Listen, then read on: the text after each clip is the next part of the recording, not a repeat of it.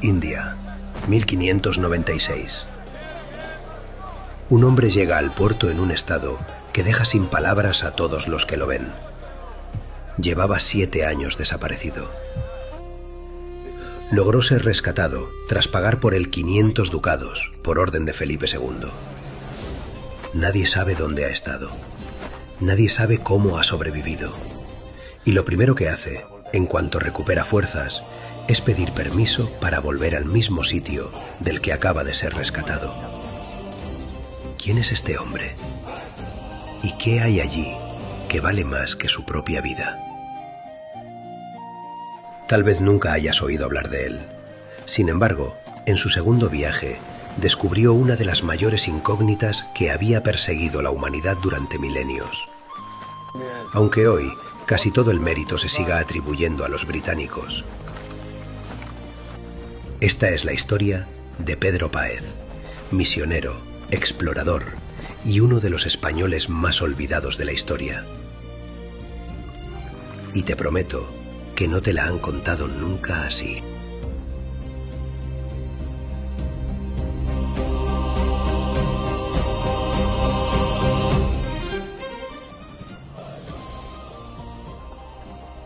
Pedro Páez nació en un pequeño pueblo de Madrid, en Olmedo de las Fuentes, en 1564. Hijo de familia noble, jesuita desde joven, brillante. Y en 1587 escribió una carta a sus superiores pidiendo que lo enviaran a misión. Quería China, quería Japón, los extremos del mundo, los lugares donde ser misionero podía costarte la vida. Sus superiores le dijeron que no. Lo enviaron a Etiopía. ¡A Etiopía!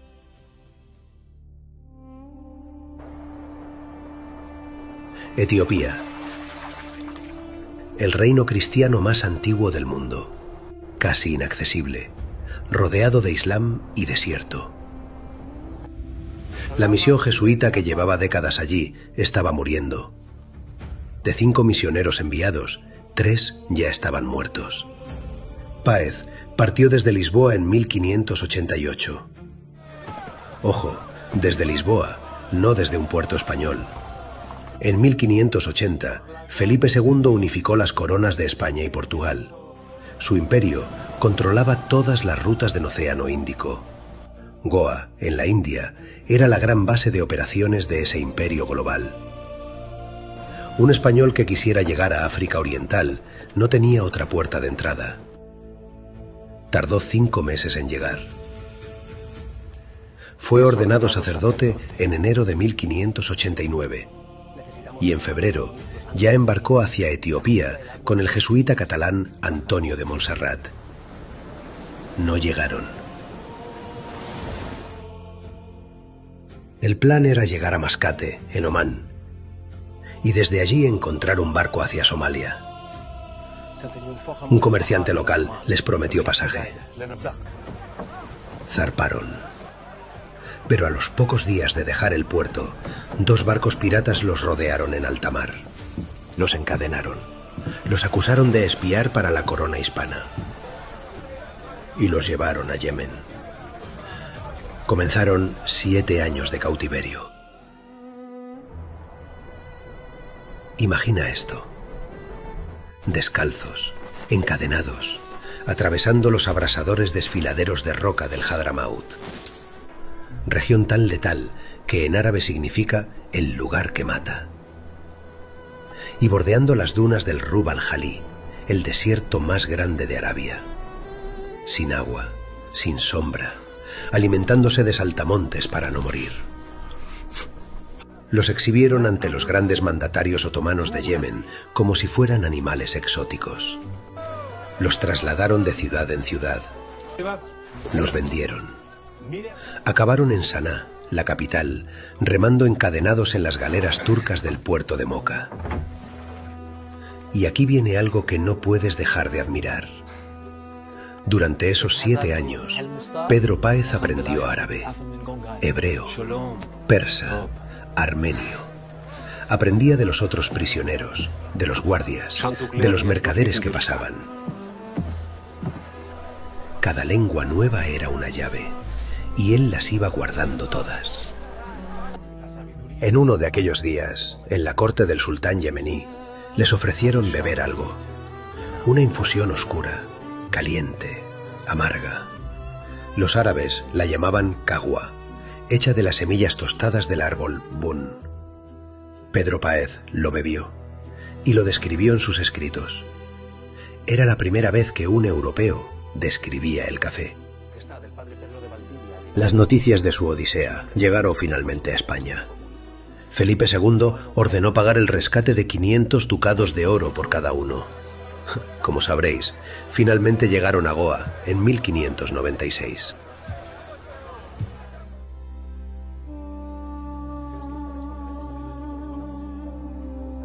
Si Dios me ha mantenido vivo 7 años en las galeras de Yemen, no es para que me quede en Goa.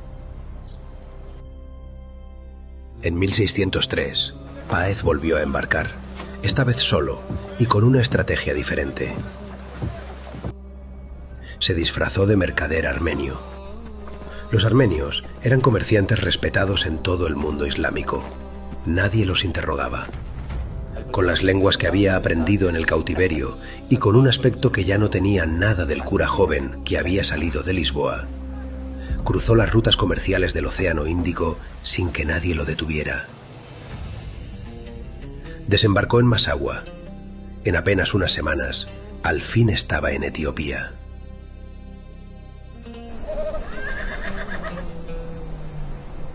Al fin he llegado a la Etiopía tras tantos años. Lo que Páez encontró en Etiopía era un reino cristiano de una complejidad fascinante. Una iglesia ortodoxa milenaria. Emperadores que gobernaban sobre docenas de pueblos distintos. Páez solo buscó más conocimiento. Aprendió amárico, aprendió Giz, la lengua sagrada de los textos etíopes. Consultó los archivos reales. Escribió la primera gramática del amárico y la primera obra de la historia completa de Etiopía. Y convirtió al catolicismo a 2 emperadores. Con el segundo, Suseños, forjó algo que iba más allá de la fe. Fueron consejero y rey. Suseños lo llevaba en todas sus campañas, quería su opinión en todo, y Páez construyó, literalmente.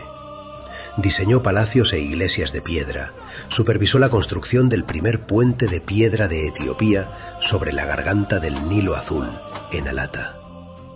No era un viajero pasivo, era un arquitecto, un diplomático y un filólogo al mismo tiempo.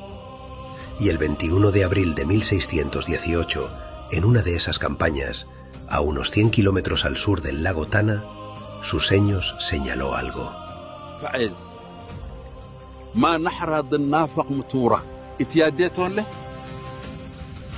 Páez lo supo en el momento en que lo vio. El suelo se abre, de él brota un manantial. Ese manantial alimenta un arroyo, el arroyo un río. El río crece durante miles de kilómetros hasta cruzar media África y morir en el Mediterráneo. Ese manantial es la fuente donde nace el famoso Nilo Azul. Durante miles de años, egipcios, griegos, romanos, nunca supieron dónde nacía. Pedro Páez se arrodilló y escribió después, casi de pasada en su diario: confieso que me alegré de ver lo que tanto desearon ver antiguamente el rey Ciro y su hijo Cambises, Alejandro Magno y el famoso Julio César. Eso es todo. Un hombre que había sobrevivido 7 años de esclavitud, que había cruzado el mundo a pie, que había aprendido 7 lenguas, simplemente anotó que se alegraba. Lo documentó todo en su historia de Etiopía. 4 volúmenes. Descripción geográfica precisa, fechas, coordenadas, verificable.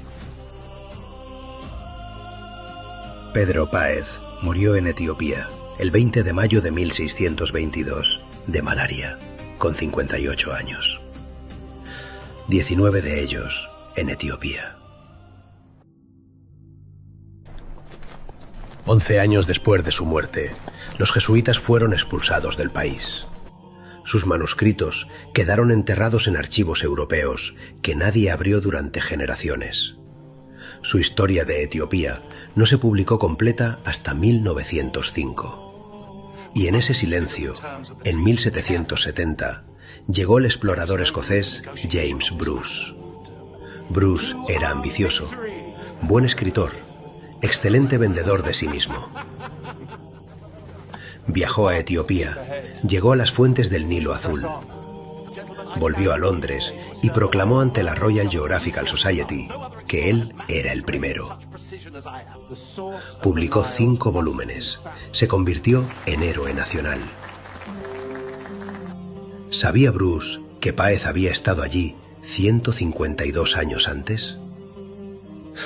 Sí. Los documentos jesuitas existían y eran conocidos.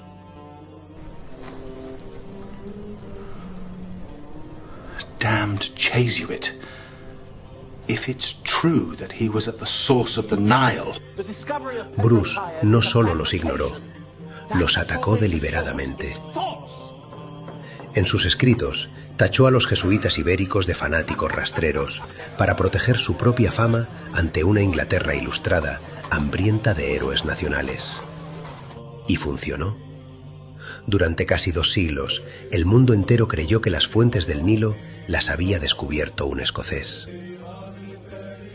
Eso es exactamente lo que hace la leyenda negra.